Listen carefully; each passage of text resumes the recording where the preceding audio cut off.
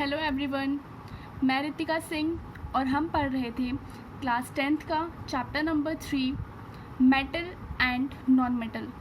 इस चैप्टर का last topic है कोरोजन और उसके प्रिवेंशन। तो कोरोजन के बारे में हम क्लास 10th के चैप्टर नंबर 1 में भी हम पढ़ चुके हैं। तो कोरोजन क्या था? जब भी कोई मेटल एयर के कांटेक्ट में आता है, एयर मॉइस्चर, तो उनसे रिएक्शन के बाद उसकी जो सरफेस होती है वो कोरोड हो जाती है, जिसको हम कहते हैं कोरोजन। अगर हम यही बात करें आयरन की, तो हम कहते हैं उसको रस्टिंग या फिर जंग लग जाना। ठीक है, तो आज हम इन चीज़ों के बारे में बात करेंगे। आपने देखा होगा जितने भी सिल्वर के बर्तन होते हैं या फिर सिल्वर के जितने भी आर्टिकल्स होते हैं, कुछ टाइम बाद वो ब्लैक हो जाते हैं, उनकी सरफेस ब्लैक हो जाती है। ऐसा इसलिए होता है क्योंकि हमारे एयर में बहुत सारे पार्टिकल्स, बहुत सारे गैसेस प्रेजेंट हैं। तो जो एयर में सल्फ़र है वो रिएक्शन कर लेता है सिल्वर से, जिसकी वजह से एक लेयर बन जाती है सिल्वर सल्फाइड की, जिसकी वजह से सिल्वर के ऊपर एक ब्लैक कलर की कोटिंग हो जाती है। तो ये भी किसका एग्जाम्पल है? कोरोजन का। अगर हम बात करें कॉपर की, तो कॉपर जनरली कैसा होता है? ब्राउन कलर का। लेकिन काफ़ी टाइम बाद कॉपर पे भी एक लेयर बन जाती है ग्रीन कलर की। ऐसा इसलिए होता है क्योंकि जो कॉपर है वो रिएक्शन कर लेता है मॉइस्ट कार्बन डाइऑक्साइड से, जो कि हमारी एयर में प्रेजेंट है, जिसकी वजह से उसकी सरफेस पे एक ग्रीन कलर की कोटिंग हो जाती है, जो कि कॉपर कार्बोनेट की होती है। ठीक है, अगर हम बात करें आयरन की, जब भी आयरन स्टार्टिंग में ठीक होता है, लेकिन काफ़ी टाइम बाद उसके ऊपर भी एक ब्राउन कलर की लेयर बन जाती है। ऐसा इसलिए होता है क्योंकि वो रिएक्शन करता है मॉइस्ट एयर से, जिसकी वजह से उसके ऊपर एक ब्राउन कलर की कोटिंग हो जाती है, जिसको हम रस्टिंग कहते हैं या फिर जंग लगना। तो ये सब एग्जांपल्स किसके थे? कोरोजन के। जहाँ पे आपने देखा कि जितने ये मेटल हैं, जब हमने उनको रखा तो काफ़ी टाइम बाद क्या हुआ, उनकी सरफेस कोरोड हो गई। कैसे हुई? क्योंकि उसने रिएक्शन कर ली एयर से, तो वो कोरोड हो गई, जिसको हमने बोला कोरोजन। तो एक ये टेस्ट ट्यूब्स बनी हुई हैं आपके एनसीईआरटी बुक में, इसको समझते हैं। तो क्या है, यहाँ पे 3 टेस्ट ट्यूब्स ली हमने और तीनों में डाली आयरन नेल। ठीक है, तो पहले टेस्ट ट्यूब में क्या करा हमने, टेस्ट ट्यूब ली, यहाँ पे कॉर्क है, बंद करके टेस्ट ट्यूब को, इसमें आयरन नेल डाला और पानी भर दिया। और पानी का लेवल कहाँ तक है? पानी का लेवल वहाँ तक है जो कि उस आयरन नेल को हाफ टच कर रहा है। ठीक है, और जो ऊपर वाला पार्ट में एयर है। ठीक है, ये पहली कंडीशन है। दूसरी कंडीशन में क्या करा, आयरन नेल है और यहाँ तक वाटर भर रखा है, ऊपर तक बिल्कुल। और वाटर कैसा है? बॉइल्ड वाटर है, उबला हुआ पानी है। पानी को उबाला इसलिए है ताकि अगर इसमें कोई भी एयर प्रेजेंट हो इस वाटर में तो वो रिमूव हो जाए। मतलब यहाँ तक सिर्फ पानी है और यहाँ पे ऑयल है और यहाँ पे एयर है। ऑयल इसलिए डाल रखा है ताकि वो सेपरेट रखे एयर को और वाटर को। तो पहली कंडीशन में जो कील है वो आधी पानी में डिप है और आधी एयर में है। यहाँ पे जो कील है वो पूरी की पूरी पानी में डिप है। पानी को भी बॉईल करके रखा है ताकि इसमें एयर अगर हो तो वो भी रिमूव हो जाए। और यहाँ पे सेपरेशन के लिए ऑयल डाल रखा है ताकि जो एयर और वाटर है वो सेपरेट हो, कहीं मिक्स ना हो जाए। और तीसरी कंडीशन में क्या कर रखा है, सिर्फ एयर लिया है। ठीक है, इन केस अगर एयर मॉइस्ट है तो यहाँ पे हमने ले लिया एनहाइड्रस CaCl2। अगर एयर में थोड़ा सा ही मॉइस्चर होगा तो वो इसको एब्जॉर्ब कर लेगा। मतलब 3 कंडीशन है। इस कंडीशन में एयर वाटर दोनों है, यहाँ पे सिर्फ वाटर है और यहाँ पे ड्राई एयर है, वाटर नहीं है। तब क्या देखा हमने कि इस वाले आयरन नेल में रस्टिंग हुई, मतलब इस पे जंग लग गया, इस पे एक ब्राउन कलर की कोटिंग हो गई, जबकि इस पे और इस पे कोई भी रस्टिंग नहीं हुई। इसका मतलब है कि रस्टिंग कब होगी? जब एयर भी होगा और वाटर भी। ठीक है, तो आयरन पे रस्टिंग के लिए वाटर और एयर दोनों होना चाहिए। तो अब तक हमने पढ़ा कोरोजन के बारे में। अब हम जानेंगे कि कोरोजन तो हो गया, पर इससे बचे कैसे, इसका प्रिवेंशन। ठीक है, ऐसा क्या करें कि कोरोजन हो ही ना। इतने सारे मेटल्स हैं, अगर वो कोरोड होते रहेंगे तो फिर कितने सारे पैसे खर्च होंगे इसमें। जैसे ब्रिजेस बने हुए हैं, पोल्स बने हुए हैं, अगर वो ऐसे कोरोड होते रहे तो उस पर तो हर साल बहुत सारा पैसा इन्वेस्ट होगा। तो इसके लिए हमें कुछ सोचना पड़ेगा कि ऐसा क्या करें हम कि हम कोरोजन से बच जाएं। तो रस्टिंग, आयरन की रस्टिंग से बचने के लिए हम क्या करते हैं? पेंट करते हैं, ऑयलिंग करते हैं, ग्रीजिंग करते हैं और करते हैं गैल्वेनाइजिंग, क्रोम प्लेटिंग और एनोडाइजिंग। एनोडाइजिंग के बारे में पढ़ चुके हैं, और एलॉयज़ बनाते हैं। तो आज हम डिस्कस करेंगे गैल्वेनाइजिंग के बारे में और एलॉयज़ के बारे में। पहले गैल्वेनाइजेशन। गैल्वेनाइजेशन एक प्रोसेस है, एक तरीका है, एक मेथड है। किस चीज़ का? स्टील और आयरन को रस्टिंग से बचाने का। ठीक है, गैल्वेनाइजेशन एक प्रोसेस है, एक मेथड है स्टील और आयरन को रस्टिंग से बचाने का। इसमें क्या करते हैं? उसके ऊपर एक कोटिंग बना देते हैं, एक लेयर बना देते हैं जिंक की। जैसे कंपनी है तो कंपनी में कुछ बनाया, कोई भी यूटेंसिल या फिर कुछ भी आर्टिकल बनाया और उसके ऊपर एक लेयर बना दी जिंक की। ठीक है, उसके बाद उसको सेल करा।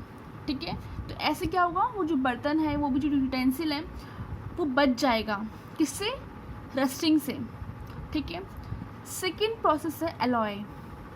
अब ये एलॉय क्या है?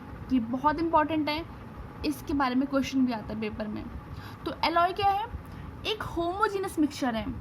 मिक्सचर दो टाइप्स के होते हैं, या तो होमोजीनस होगा या फिर हेट्रोजीनस। होमोजीनस मतलब यूनिफॉर्म कंपोजिशन, जैसे शुगर सॉल्यूशन, वाटर में अगर शुगर मिक्स कर दिया तो एक होमोजीनस मिक्सचर है। आप उस पानी को देखोगे तो आपको नहीं लगेगा कि वो मतलब उसमें शुगर या फिर शुगर के सॉल्ट कुछ मिला भी हुआ है। तो ऐसे मिक्सचर को हम बोलते हैं होमोजीनस मिक्सचर। तो एलॉय क्या है? एक होमोजीनस मिक्सचर है। किसका? दो मेटल्स का, दो या दो से ज़्यादा मेटल्स का, या फिर मेटल और नॉन मेटल का।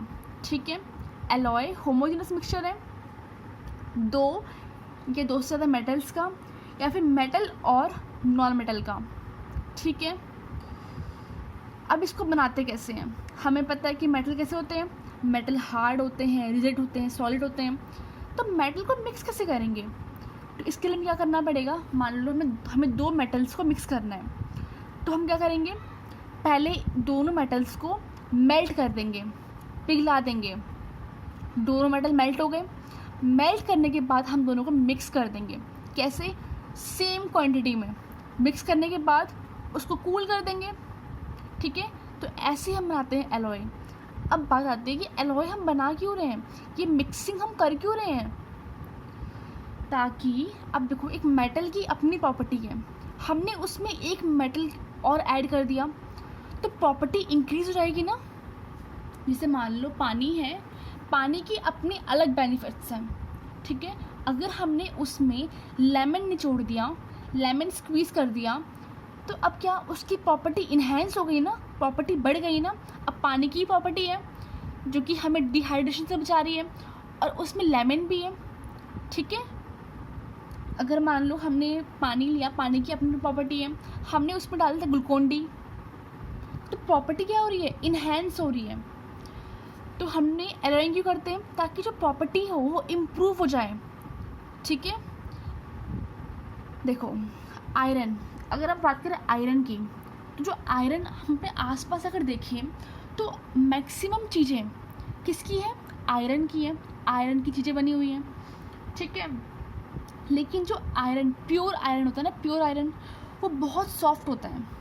अगर कोई चीज़ बहुत सॉफ्ट है तो क्या हम उसको कोई शेप दे पाएंगे?